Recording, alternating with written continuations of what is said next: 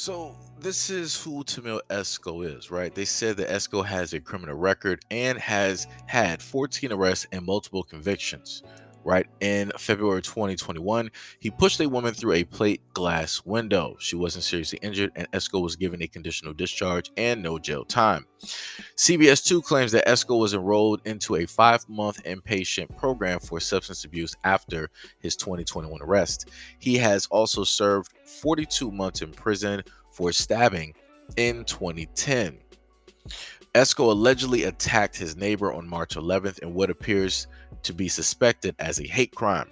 The 42-year-old punched his neighbor 125 times and then laid 7 vicious kicks before twice spitting on the woman and shouting an anti-Asian slur. Esco was detained shortly after the incident and is being held without bail. So obviously, I did this story or slightly covered it due to the fact of somebody, oh, it's interesting how you won't cover the story. Right. So this is how this basically happens, right? Whenever Seiji just so happens to cover stories dealing with black people and specifically black people and what is taking place in the black community and two black people, two black men, women, and so on and so on, this is what I get from other groups of people, right? They want to try to be slick and be like, oh, but look at this video right here. You won't sit up here and talk about what's going on here.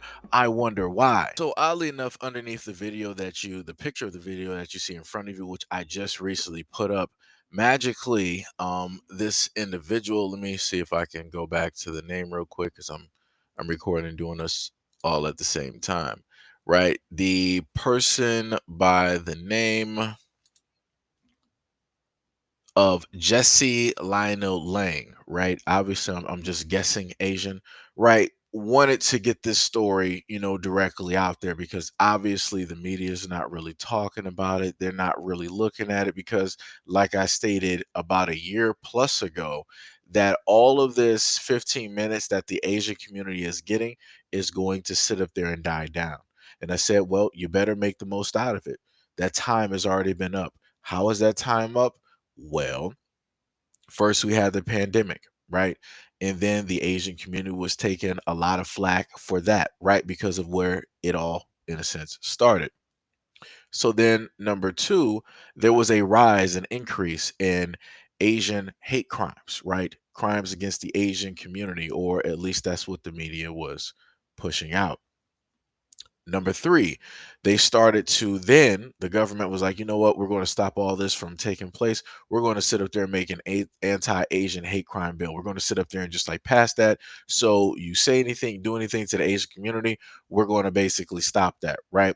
And then number four, the Asian community also got millions of dollars from the government in order to build up for, schools, the community, businesses, and different things of that nature because of the fact of what they're suffering from due by way of the pandemic, along with the hate crimes that was being committed. That's the end of the 15 minutes. That is literally the end of the 15 minutes right there. So now, after I've done a field of stories, right, showcasing different crimes and different things taking place to the Asian community, right? In some instances, you had crimes taking place by an Asian man who ended up inadvertently attacking an Asian woman, mistaking her for a white woman, right? Then in other instances, you had crimes against the Asian community where you had individuals, right, who are quote unquote black or black looking, right? And they decided that they wanted to attack people in the Asian community. And with that, you have people wanting to basically make a general brush stating that, oh, look at what black people are doing to the Asian community. Look at what black men are doing to the Asian community, right? So then, even after that, I sat up there and just stopped and looked for a minute, and I'm like, wait. Even let's just do a far stretch here, right? Even if potentially, right, you could say that this is the black community, sitting up here doing it, right? Why would this basically take place? Why would this, in a sense, even be a thing, right? Now, for me, I would look back at a little bit of history. right? Where you would have Asian shopkeepers in the black community and how the black people would basically get treated and how the police would get called on them and how they would sit up there and get beaten. Black women would get beaten directly out of the salons and the nail salons and different things of that nature and assaulted or locked inside of these stores. Or in an instance back in the early 90s where a young black girl who was in a shop, a store, ended up having an argument with the Asian owner or cash register, cashier, at the time. And after that argument, when she was walking away with the money, her money, the cashier basically bent over and looked over the counter of the register, point aimed, and took her life. The little girl was clearly walking directly out the door, but she felt the need that she needed to do something to make sure that this never happens again. But like I said, there's a lot of cases that take place by way of Asian people in the Asian community, but the Asian community doesn't specifically want to call that out or talk about it or publicize it or, want to make note of that, right? But here we are yet again, Seiji, talking in third person, wants to do a story that has to do specifically with the black community. But here you have other people because their 15 minutes is up, their time is basically up. Now they want to sit up there and start looking at black people. How come you're not talking about the story?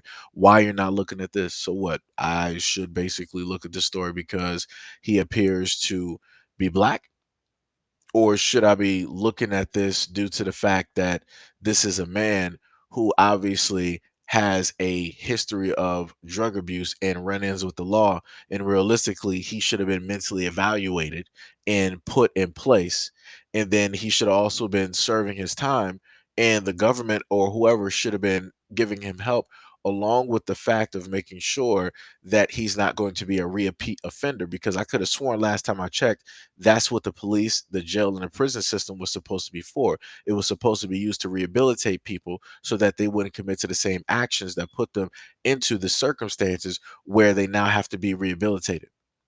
See, like I said before, I don't got time for this. I don't.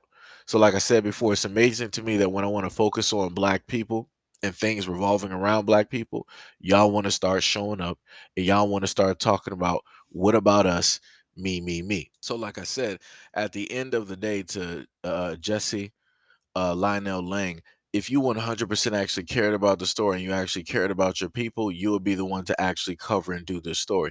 You would have been the one to actually create a platform for your people so that they can come there and get the news that you specifically want to push out and give directly to them.